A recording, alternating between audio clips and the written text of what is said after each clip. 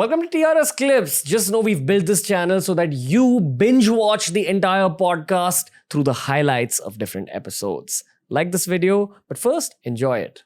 I have so many questions about Satan, especially after watching that movie. Just curiosity.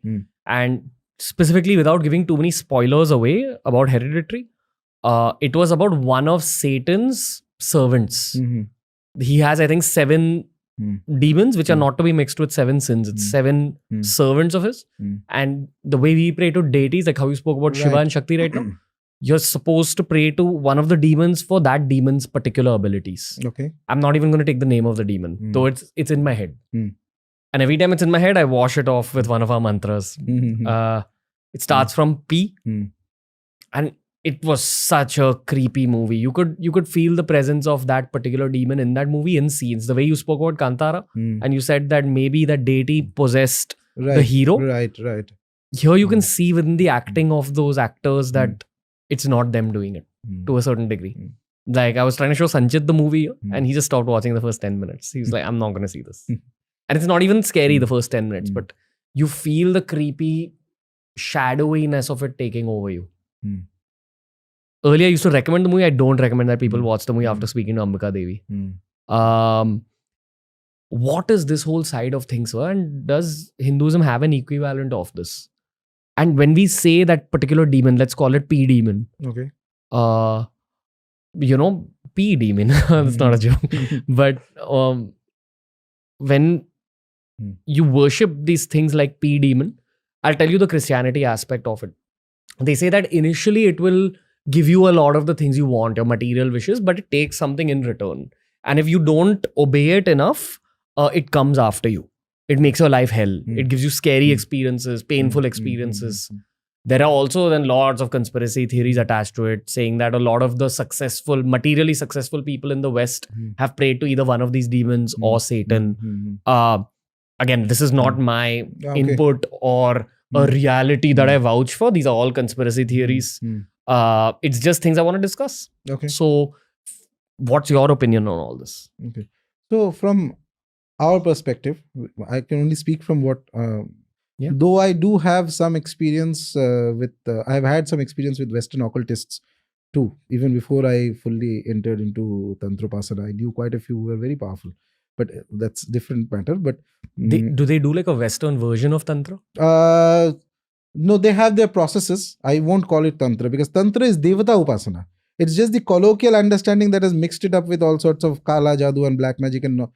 Tantra is Devata Upasana. Tantra is Shiva, Shakti Upasana. You pray to God. Yeah, absolutely. That's what. It's a method of praying. That's all. Coming to the Hindu Dharma, there are negative entities. There are realms of negative entities. Okay. There are bhutas, which are spirits. There are pretas, which are angry spirits. Okay. Then there are pishachas, which are very malevolent kind of entities. Very malevolent. If one of them comes, God forbid that anybody even comes into contact with any of them, it's destructive to the power infinity. Okay. Then there are Rakshasas, which are like Ravana was a Rakshas, okay, who Lord Rama had defeated. Then beyond the Rakshasas, there are also the Asuras. Asuras are extremely powerful negative entities, highly intelligent. It's said that Asuras are, in fact, Sri Aurobindo has some beautiful writings on these negative realms also. He has written tremendously on all aspects. So Asuras are those kind of entities who do tremendous amount of tapasya, by the way. Their capacity for spiritual practice is far more than an average human beings. So what they end up doing is that they will worship one of these great gods that we have. Shiva, Shakti, Brahma, some of the great gods, except much higher up. So they worship them, attain boons and blessings and powers, and then they use that power to do negative things because they use it in the service of their ego. A saint, when he's worshipping a deity, he loses his ego. His ego is gone. He becomes one with the Devata. He's like his devotion becomes that high caliber, etc. But here what they do is that they attain those blessings from the gods. And they can, because they are capable of tremendous amount of tapasya. Tapasya is penance. The penance the Asuras can do, humans can never think of it. And then after getting that, one of the typical things they do is that they try to cause havoc everywhere. Okay, because they want to usurp things, take things for themselves. So our Shastras mention one of the first things asuras do is that they stop the yajnas to all the gods. So once they get the blessing, and one of the typical blessings they ask for is that nobody can defeat me, no human, no god, nobody can defeat me. So the average gods who are there, the other gods who are there, they can't, once the blessing is set into motion, they can't do anything. But inside that blessing, there'll always be some catch for their fall somewhere. But regardless, that catch is not going to manifest immediately. So for a long period of time, they are going to reign supreme, that asura, okay? And he will wreak havoc in the divine realms and everywhere, and etc., etc., until finally one of the great gods, be it Shiva or Vishnu or Shakti, somebody or the other, will decide that enough is enough. Then they will incarnate and they will destroy the asura. And this can happen even in 2022? Oh, yes. Only difference is that, what I feel personally is that the asuras are too powerful. They don't need to incarnate. During the Mahabharata, there were incarnations of asuras, by the way. Lot of them. In fact, in the Mahabharata, there's a beautiful part before the Yuddha actually happens, the war actually happens. So the Duryodhana, who's the head of the Kaurava army, who's the Duryodhana, he is taken, and the asuras actually, the Rakshasas and the asuras and the negative beings, they tell him that do not worry about anything. You just enter the battlefield. Our forces are going to take possession of the bodies of your warriors, and they are going to fight for you. And their powers are much higher, okay, than the average human being. Okay, so we are there with you. They're like telling him that just go ahead. Victory is yours. We are fully there. And the name even that this asura is going to enter into the body of this warrior and this warrior and this warrior and this warrior. Okay. Because that the other side is Lord Krishna is there and the Pandavas are there. Okay. They're also great, fantastic, superb warriors. So that was an era. Still there was asuric incarnations which used to happen. Asuras used to take the physical form. The men of that caliber were entirely different than what we have right now. Spiritually, intellectually, in physical prowess, everything. Okay. Exceptional caliber people. So the asuras had to incarnate to fight them. Today asuras don't incarnate so easily because the human the intellectual, spiritual, moral and physical stamina and strength of human beings is far lower. Okay, because of the general environmental corruption and various other things. But are there some human beings who've attained such a high level of spirituality that asuras have already gone inside them? And asuras influence people all the time. Are there powerful and famous and rich people in the world today who are being influenced by asuras? Today I cannot say, but there's a very strong general belief, and I also believe that. In fact, Shri Aurobindo had written that Hitler was possessed by an asura. He used to get, in fact, he wrote a lot of things about it, and I'm just relaying what Shri Aurobindo had written about it. There's a lot of talk about how serial killers, and there's so many Netflix documentaries made about serial killers. Yes. Many of them have said that I was being influenced by another being. That thing was telling me to kill all these people. And the moment they're jailed, they kind of have a reformation. So reformation and all, I don't know, but I'll give you a simple case. A few years ago, it had come out in the newspapers. I was in Delhi at that time. Burari. The Burari case. Exactly. So what happens in that case? So this gentleman, whoever that family is, one of their ancestors start visiting them and telling them various things, what to do, what not to do. They start following that advices, and why did that ancestor start telling them in the first place? Listen to it first. Yes. So there it comes, ancestor comes and tells them, okay, do this, do that, etc. And they start making a lot of progress in their business, material progress for 2 years.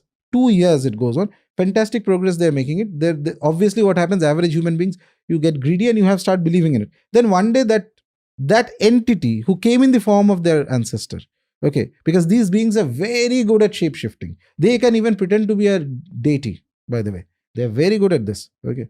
So they can, comes in and then says that, okay, I'm going to change your full destiny. All you have to do is just put your, neck, tie a thread, rope around your neck and jump. But you will not die. You'll have a rebirth. Complete. Everybody will live from there. And then magical things will happen, this, that, etc. Whole family does that and finished. So what happened to their souls, according to you? They will enter a very negative state. They will go to a state which is lower than that entity which was influencing them. And for a very long time, they will remain there until and unless somebody who's very higher or something takes pity on them and liberates them from there. If you take it might seem that if you these things, when you see, if you think about it in a very shallow manner, in a limited manner, you think that this is so unfair. right? They were tricked into it. But if you take a large enough time scale, you'll see that there's nothing that happens without some karmic link in some past life or somebody other. I know one instance here, and I had a friend who was an excellent exorcist. He was very good. He was not in India. I won't mention any details about him here. So he used to tell me, and because we had similar interests, and he was one of the very genuine people. So that's why my interest was there, because I normally, if there's not genuine, I lose interest and I move on. But he was very genuine, and he had equally a proper understanding of our systems. He was not Indian. He was very good exorcist. So he used to tell me that when he sees a person, he sees if there is a spirit or something attached, anything, he sees them also. Okay. And at a young age, he used to see people roaming around. First, he used to think that everybody sees it. Then he saw that only he is able to see, and others can't see. Then he had a guru who taught him what to do and how to process this information into a meaningful manner. Okay, use it in a meaningful manner. So he told this very beautiful thing, and that is so accurate. It applies even to our systems also. Said that never does a possession happen without some karmic link in some past. There is some permission that entity has from nature in order to cause that harm. Because somewhere or the other, you might have harmed it.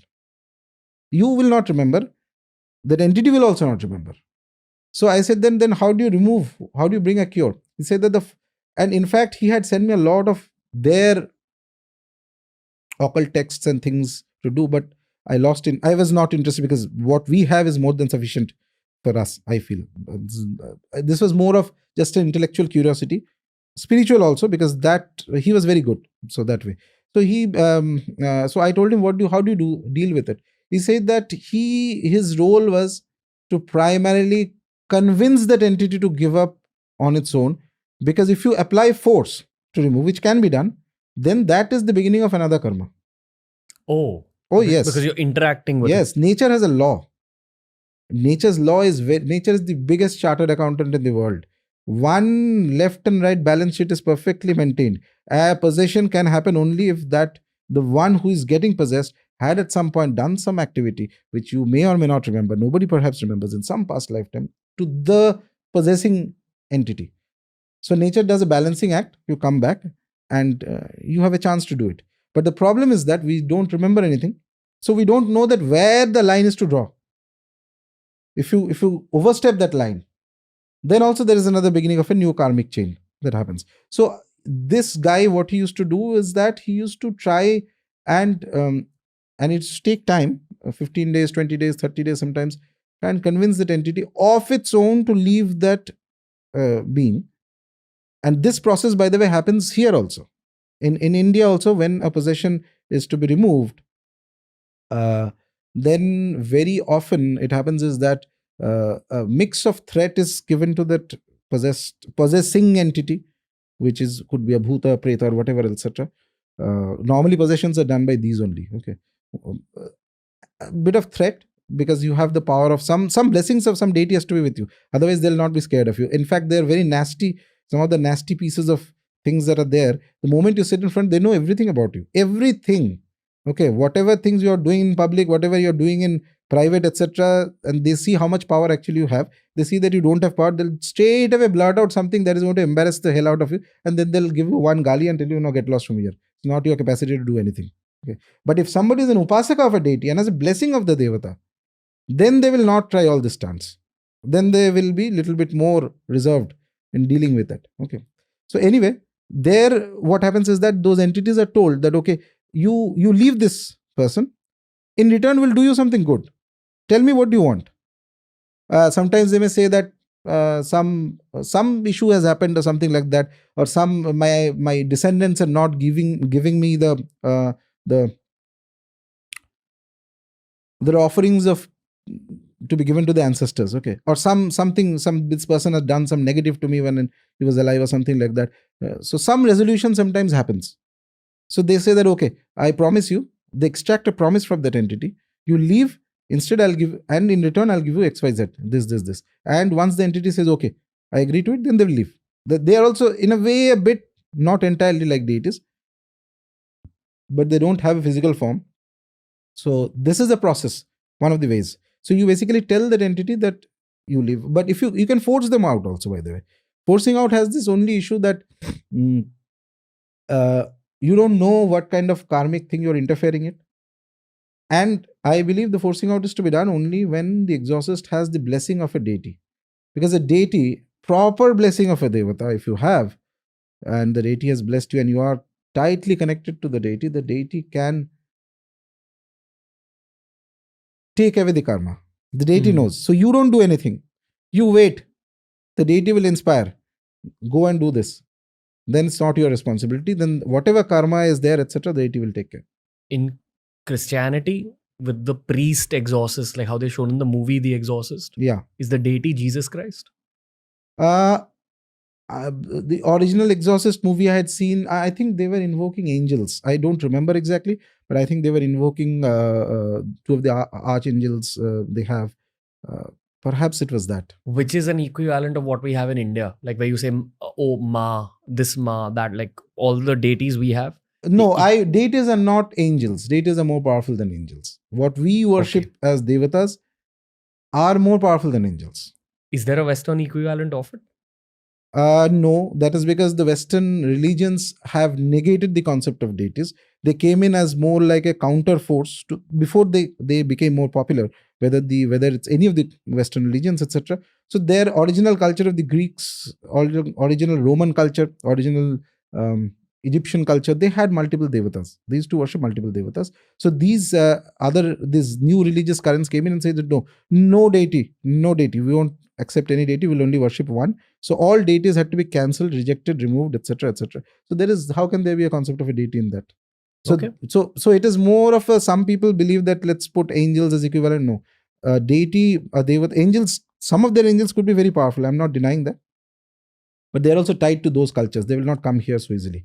Okay, so these, like geographically. No, they have these entities have ties to the kind of people who are worshipping them. They have the specific type of worship and they respond to that. Okay, so a specific kind of angel is there. If you just sit here and do some bhakti bhav and etc., it's not going to happen. Okay. If you enjoyed this video, just know that this channel was created to enhance and speed up your learning process. Some of India's brightest minds on India's biggest podcast, The Ranveer Show. This is TRS Clips, so make sure you check out all our playlists.